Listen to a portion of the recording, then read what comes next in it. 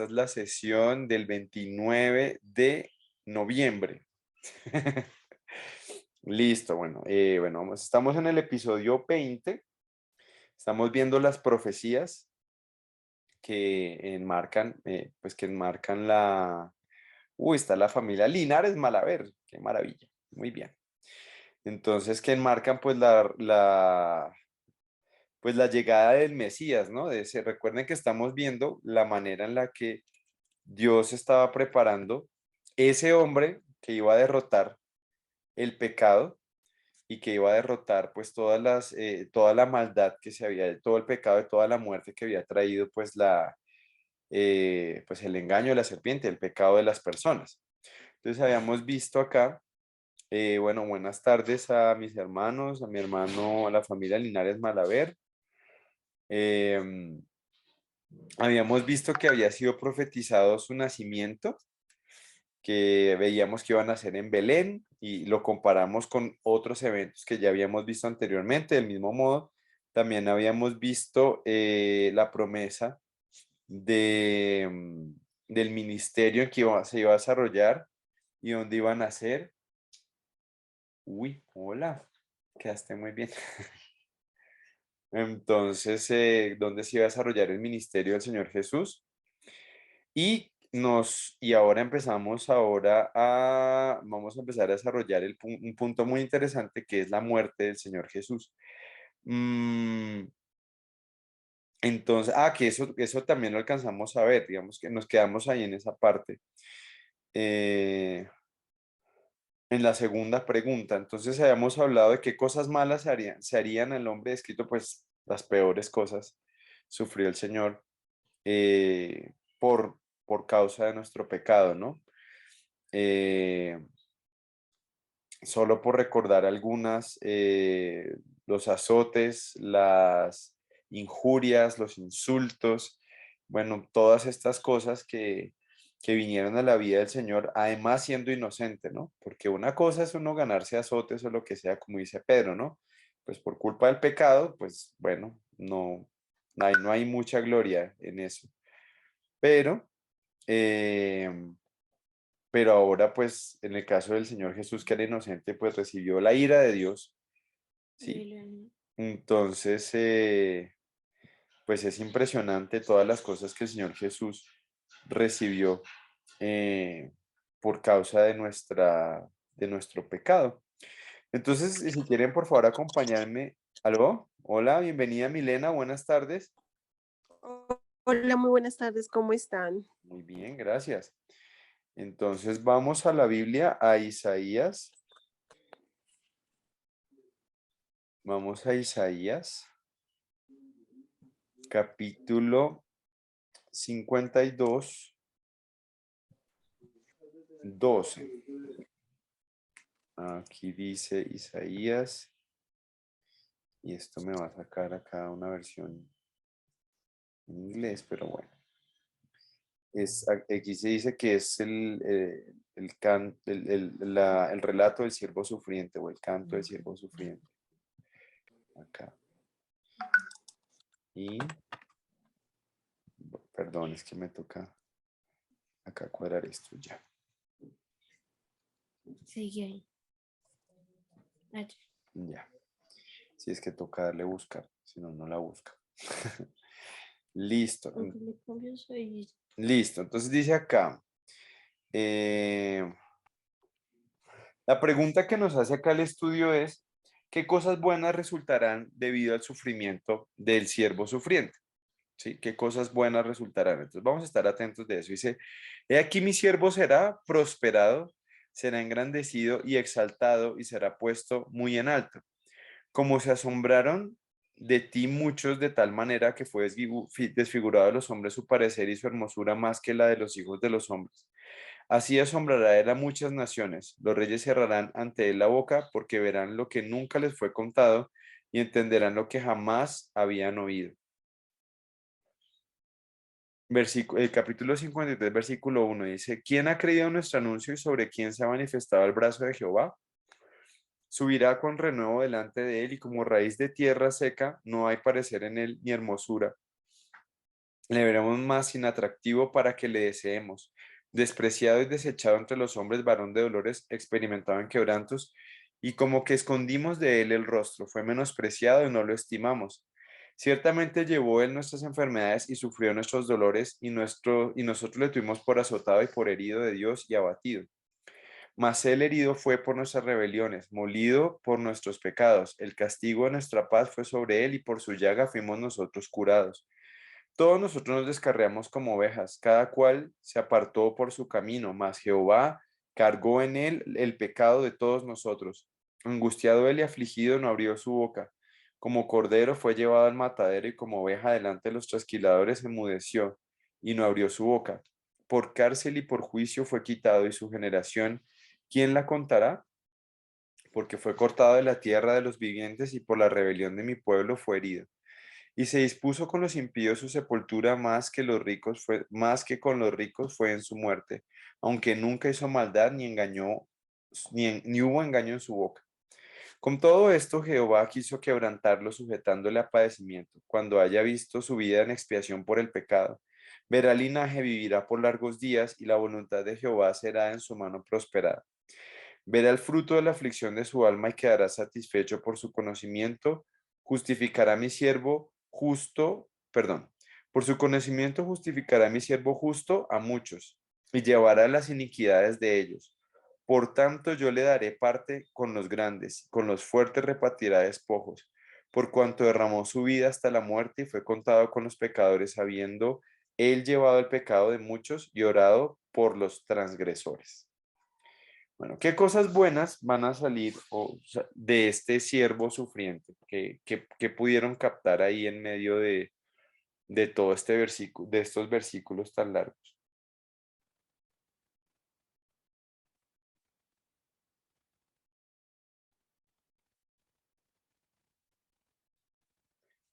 Yo Ángel, Señor. Primero, pues que el Señor fue un siervo justo, que pues que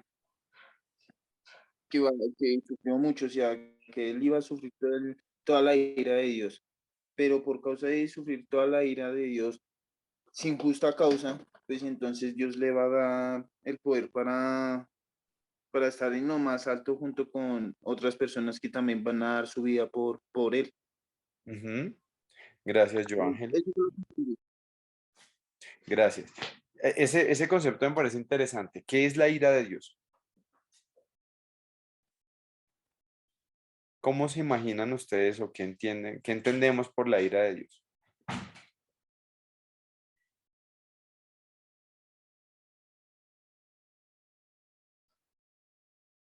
¿Cómo nos, eh, cómo, señor?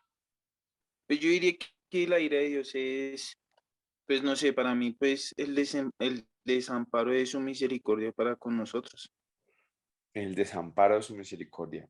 Muy bien. ¿Alguien tiene alguna otra idea acerca de la ira de Dios?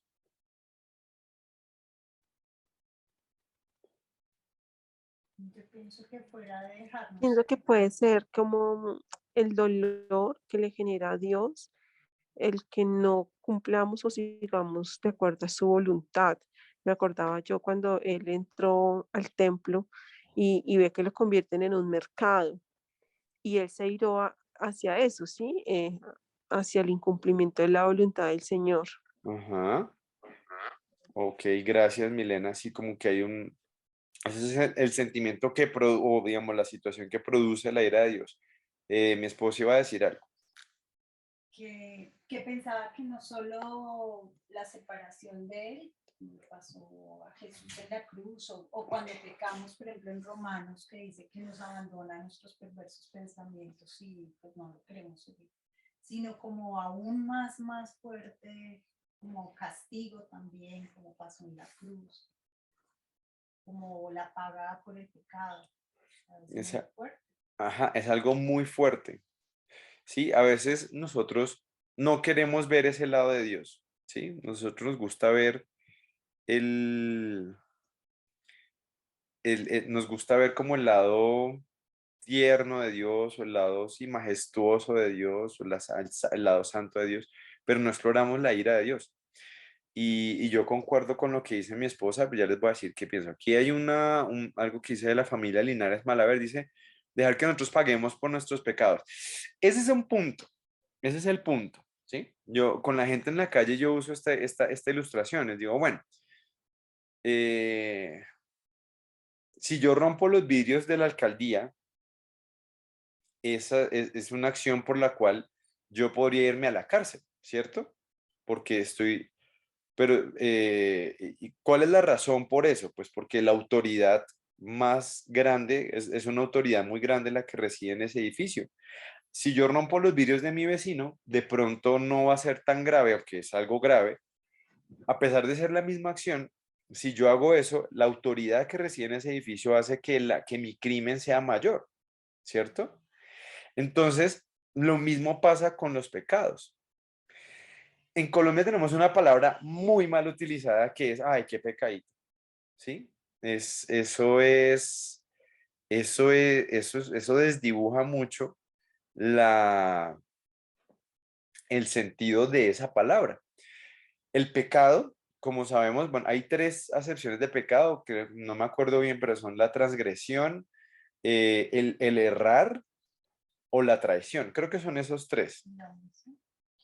No sé si la omisión, o sea, digamos que el significado de esa palabra en griego y en judaico creo que son esas tres, ¿sí? Que por ejemplo eso de la traición, eso de la omisión puede ir en la traición, como el dejar de hacer algo. El tema es a la autoridad a la que yo ofendo con mi pecado, ¿sí? Entonces, nosotros tenemos una concepción del pecado muy desequilibrada, porque nosotros decimos que es digamos, mentir, decir una mentira pequeña, que no hay mentiras pequeñas, pero que todos sabemos eso, ¿sí? Pero en nuestro imaginario común pensamos que esa es la manera en la que, digamos, que eso no es tan grave como, por ejemplo, asesinar a una persona, ¿sí? En nuestra cabeza eso no es tan grave. O murmurar, por ejemplo, o chismear. Nosotros no vemos eso tan grave y a veces lo usamos también como broma, como, ay, ahí está chismoseando, ¿sí? Pero si uno se va a lo profundo de esas palabras, son pecados. Y chismear es tan grave como matar. Lo dice Santiago, dice que si cualquiera que ofendiere la ley, si cualquiera que guardare la ley, si ofendiera en un punto, se hace culpable de todos. Porque el mismo Dios que dijo, no matarás, fue el que dijo, no cometerás adulterio. O sea que si yo no mato, pero sí cometo adulterio, pues estoy ofendiendo al mismo Dios. Estoy ofendiendo a la máxima autoridad de todas.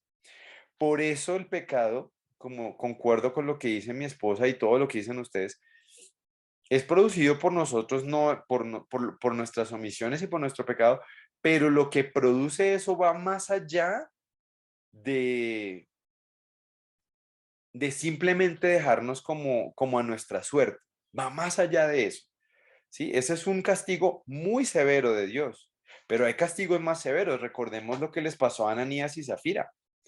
¿Por qué los castigó Dios tan duro? ¿Qué hicieron ellos tan terrible? Intentaron engañar al Espíritu Santo. Ajá, intentaron engañar, una mentira al Espíritu Santo y murieron por eso, por mentirosos, ¿sí? Pero ni aún eso creo que es la ira de Dios, realmente. Yo creo que la ira de Dios se manifiesta de maneras mucho más complejas. Yo me imagino algo como Sodoma y Gomorra, o sea, una cosa, o sea, bolas de fuego cayendo por encima de la gente, destruyendo todo, ¿sí? Hay salmos donde habla de eso, con el que dice que el Señor se levanta en su furor y se viste de tinieblas y destruye y los montes saltan como cabritos. O sea, son imágenes tremendas, son imágenes muy fuertes. La ira de Dios es algo que debemos, o sea, que nosotros debemos considerar y temer, porque no, obviamente nosotros, por conocer al Señor, no vamos a tener una concepción descolocada o desenfocada de esa idea, pero esa idea existe, ¿sí? Y no podemos ser indiferentes ante eso. Claudita, señora.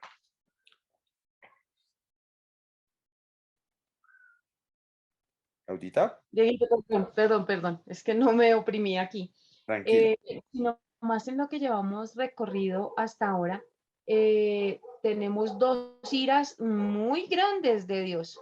Una, el diluvio, y la otra, lo que ocurrió con Egipto. Él demostraba su poder en toda su esplendor. Entonces, pues como que nosotros siempre pensamos, ay, no es un papá bravo. Bueno, digamos que no siempre, pero antes pensábamos, es un papá bravo y de pronto, no sé, me va a pasar algo no tan grave. Pero resulta que cuando ya el Señor ha llegado, como decía mi papá, la copa se me rebosó, la ira de él realmente es atemorizante, es muy, muy atemorizante. Exactamente. Yo concuerdo con eso, Claudita. Y pienso que nosotros, por la inmensa bondad del Señor, nunca o no hemos visto la ira de Dios en su esplendor, ¿sí? Pensemos, por ejemplo, la vez que, yo creo que eso no fue la ira de Dios, pero nada más cuando la hermana de Moisés le dio por hablar mal de él, ¡pum!, lepra por todo el cuerpo. Eso tuvo que ser complicadísimo. Sí, pues, imagínate un momento a otro, lepra por todo el cuerpo y la carne cayendo, blanca quedó ella. Muy difícil eso, ¿sí? Entonces, cuando pensamos en la ira de Dios, entonces ahora sí miramos con otros ojos este sacrificio que se describe aquí. Y que Jesús haya tomado eso en nuestro lugar es algo que nosotros debemos considerar de una manera muy especial, ¿sí? Porque Jesús no, como dice Claudita, no estaba aguantándose unos juetazos, ¿sí? Y cuando mi papá me reprendía así, yo le tenía miedo también, pero Jesús no enfrentó eso, ¿sí? Entonces, la ira de Dios, más allá, o sea, la ira de Dios es algo temible, temible y tremendo, y debemos tenerlo en cuenta. Yo pienso que es muy saludable entender eso, porque tener una concepción desequilibrada en el sentido de pensar que Dios no va a hacer algo así, ¿sí? Y como bien lo mencionaba Claudita, nosotros hemos visto ya 2 episodios en los que se ha evidenciado la ira del Señor, pues eso es la manera en que Dios trata el pecado, ¿sí? Y imagínate, si una persona por una mentira se murió, imagínate cuál es la idea de eso. Las personas dicen, ay, pero es que las mentiras no son tan malas. La murmuración no está mala. Pregúntale a Miriam. A ver si su murmuración contra su hermano Moisés no fue tan grave. ¿Sí? Es complicado. Entonces, que Jesús haya tomado eso por nosotros es algo muy bueno y que debemos agradecer y debemos entender. ¿Sí? Mira lo que dice acá también. Verá el fruto de la aflicción de su alma y quedará satisfecho. Por su conocimiento justificará mi siervo justo a muchos. Mira, verá la aflicción de su alma y quedará satisfecho. O sea, una de las cosas buenas que va a tener esto es la posibilidad de ver, el Señor va a tener la posibilidad de ver la, el fruto de lo que Él hace, de lo que Él hace en nuestras vidas. Yo creo que ese fruto no depende ni siquiera de nosotros, porque si dependía de nosotros, seguro que la embarrábamos, pero él va a permitir a través de su obra, va a hacer que ese fruto tenga un desarrollo total. Quedará satisfecho por su conocimiento, justificará mi siervo justo a muchos, ¿sí? Por su conocimiento justificará y llevará las iniquidades de ellos. Entonces muchos serán justificados. ¿Qué significa eso de justificar, mis hermanos? ¿Qué entendemos por justificar?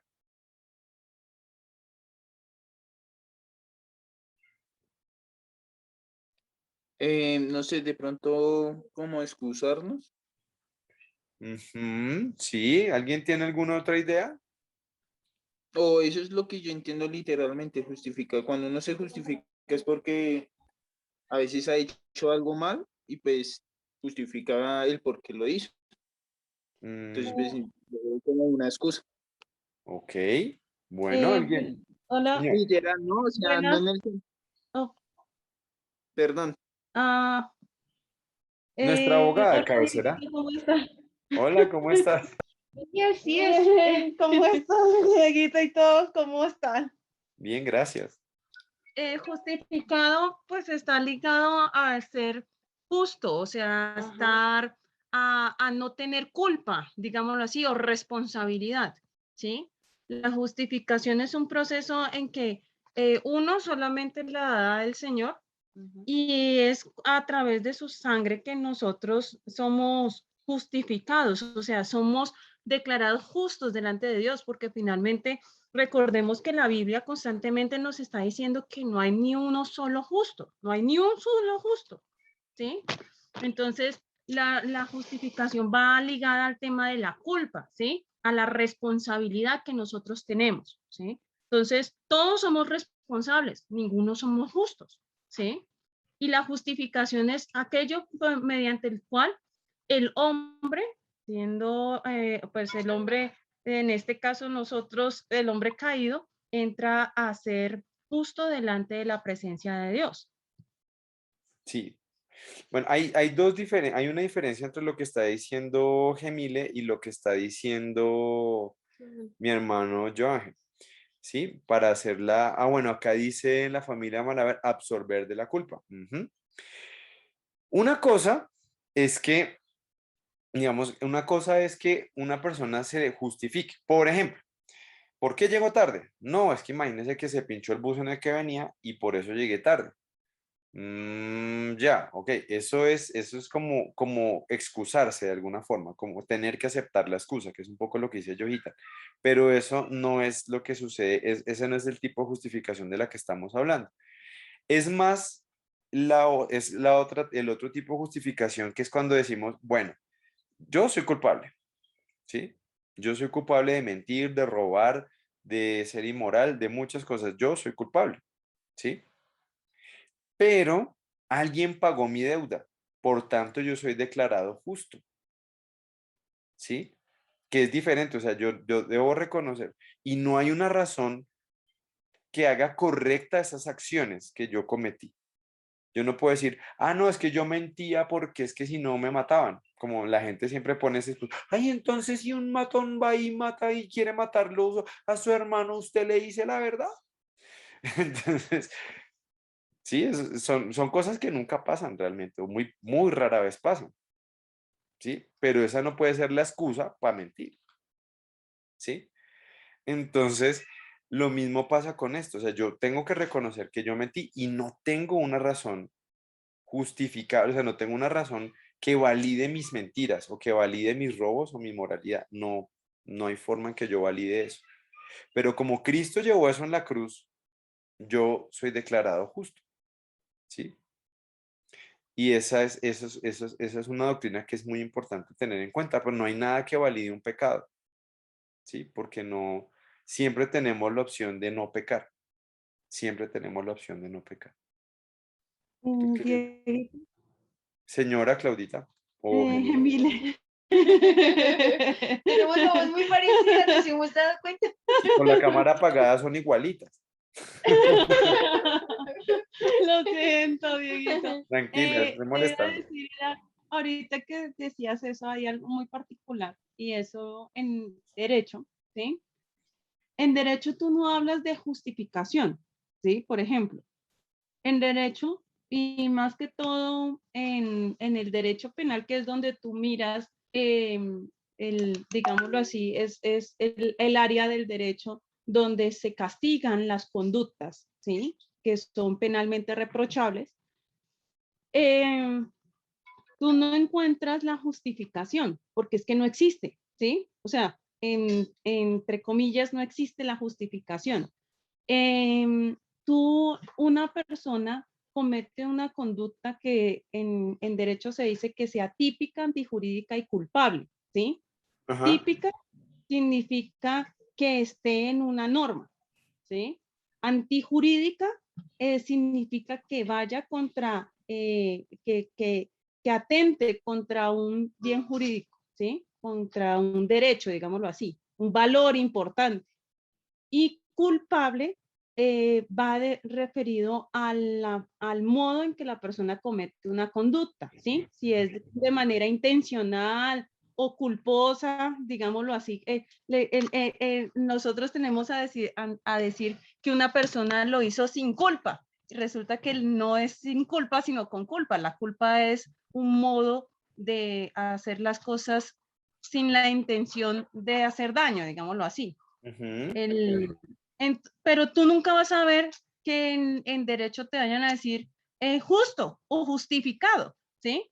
O sea, o eres responsable o simplemente no eres responsable de la conducta, ¿sí? No hay más, no hay un intermedio. Entonces, de hecho, yo la justificación solo la encuentro en la palabra de Dios, ¿sí?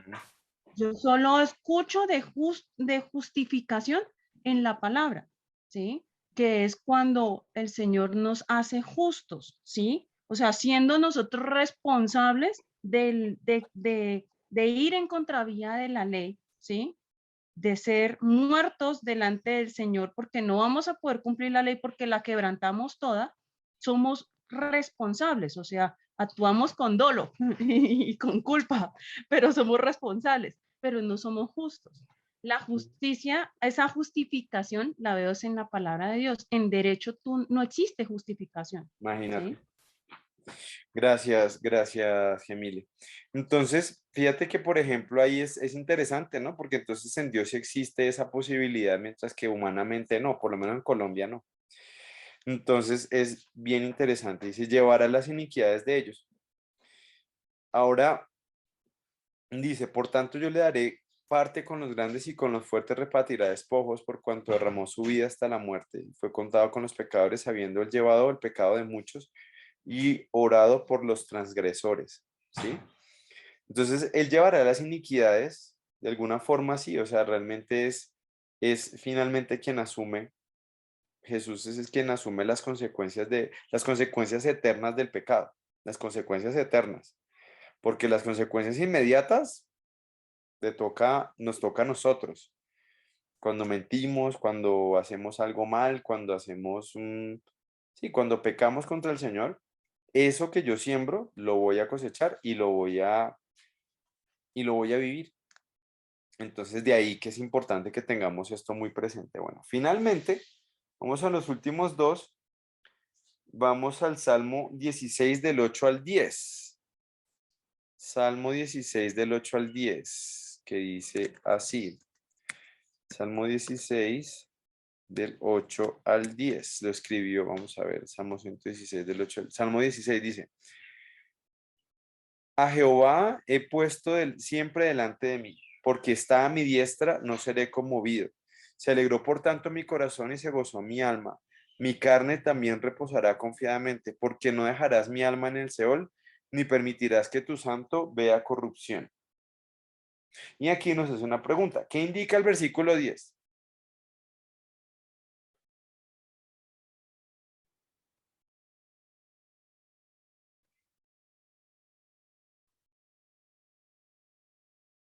Que no le iba a pasar al Señor. O bueno, que no, sí, que no le iba a pasar, que no le va a pasar al Mesías. Bueno. Ya, dice, porque no dejarás mi alma en el Seol, ni permitirás que tu santo vea corrupción. Ese es el que dice ese salmo. Ya estoy hablando. Sí. ¿Y qué es lo que va a pasar ahí? Que su cuerpo no se va a podrir, básicamente, ¿cierto? Sí. Esa es una de las profecías que pusieron acá, que puso Dios a los profetas, ¿no? Que el cuerpo del Mesías no vería la corrupción. Y eso ya es, o sea, fíjate que son señales como muy claras, ¿no? Acerca de Cristo, o acerca de este Mesías, ¿no? Como que va a haber unas cosas muy puntuales, van a ser en tal lado, va a morir de esta manera, pero no se va a podrir. Ahora, pensemos un momento, pongámonos, como siempre les digo, en el lugar de estas personas, sin saber que Jesús estaba ahí. ¿Cómo sería eso? Un hombre que nace en Belén, bueno, eso es fácil, pero que finalmente todo su trabajo lo va a tener en otro lado, que va a morir de una manera terrible llevando los pecados de todos, pero que nunca se va a corromper. A veces nosotros juzgamos muy duro a los, pero supongamos que somos unos israelitas que solo tenemos esa información. ¿Cómo te imaginarías el Mesías? Ahí.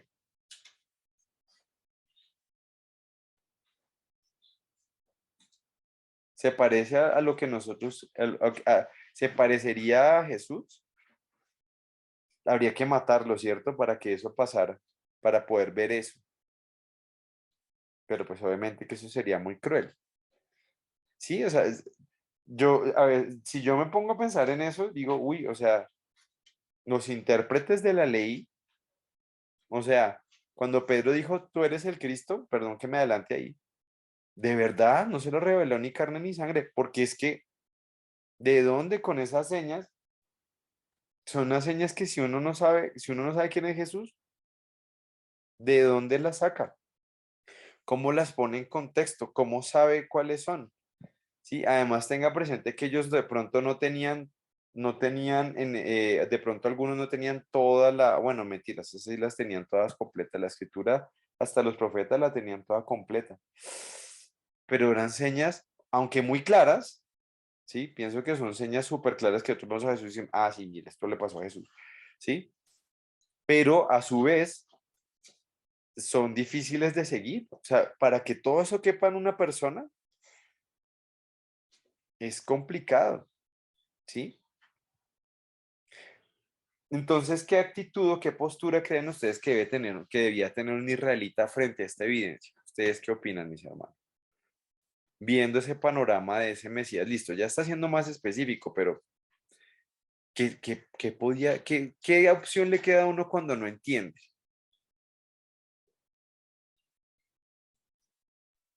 Tener fe. Exactamente. Esperar lo que dice el Salmo 37, ¿sí? Voy a ir rápido al Salmo 37. Mira lo que dice, no te impacientes a causa de los malignos, tengas envidia de los que hacen iniquidad, porque como hierba serán pronto cortados, como la hierba verde secarán.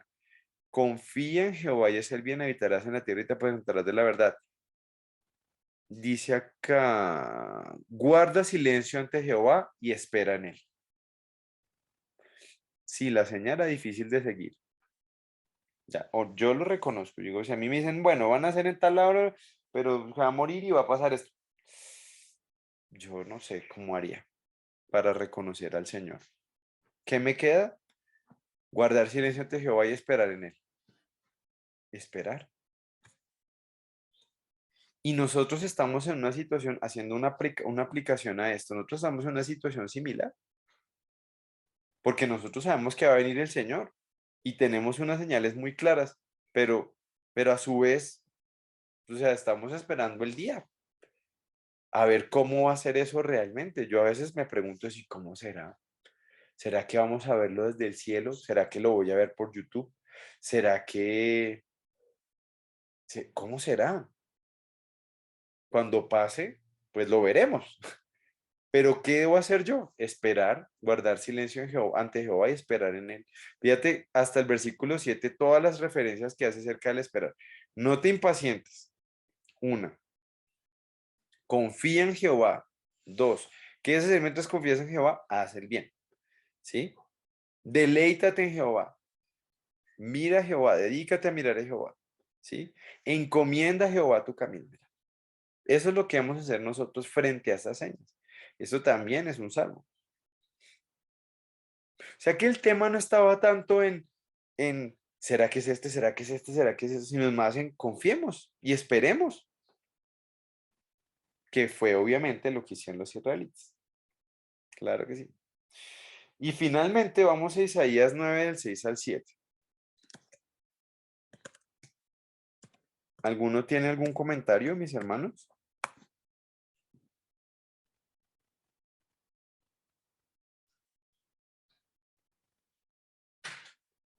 Ah, ese ya lo habíamos leído, mira lo que dice acá. Porque un niño nos es nacido, un hijo nos es dado, y el principado sobre su hombro, y será llamado su nombre admirable, consejero, Dios fuerte, Padre eterno, príncipe de paz. Lo dilatado de su imperio y la paz no tendrá límite sobre el trono de David y sobre su reino, disponiéndolo y confirmándolo en juicio y en justicia desde ahora y para siempre. El celo de Jehová de los ejércitos hará esto. ¿Cuánto va a durar el reino del Mesías? Para siempre. Para siempre, ¿sí? Lo dilatado de su imperio y la paz no tendrá límite, o sea, ni siquiera el milenio, o sea, va a ser, el Señor va a ser, el Mesías va a ser rey eternamente, ¿sí? Y eso es una esperanza muy grande para nosotros, es una esperanza que podemos tener. Y yo siento que esa es como la aplicación que podemos llevarnos frente a esto, ¿sí? Frente a las cosas que hemos aprendido del Señor, frente a lo que debemos esperar hacia adelante, ¿no? Debemos esperar pacientemente al Señor. ¿Cómo lo va a hacer? No tengo ni idea, honestamente yo no sé. Yo no sé cómo va a ser, que el son de la trompeta, si van a venir ángeles y todos vamos a salir en llamitas, así como en las películas, o vamos a dar la ropa y botada. No sé cómo va a ser eso. ¿Sí? No tengo ni idea, ni me lo imagino. No sé cómo. Pero sí sé, si la escritura sí me dice cómo debo esperar, pacientemente y pendiente, así como debo estar pendiente en el Señor, porque eso fue lo que les tocó a los profetas y a los israelitas fieles, esperar. Mis hermanos, bueno, acá vamos a acabar este episodio, nos queda la franjita amarilla, que quiero pedirles el favor que dejemos hasta el día, por hoy, que lo dejemos hasta este punto. Y pues el próximo lunes continuaremos ya con el resto, con todas las partes en las que el Señor ha sido representado. Y luego de eso, entramos al Nuevo Testamento. Va a estar muy chévere porque ya por fin vamos a ver cómo se cumple todo esto, todas estas cosas.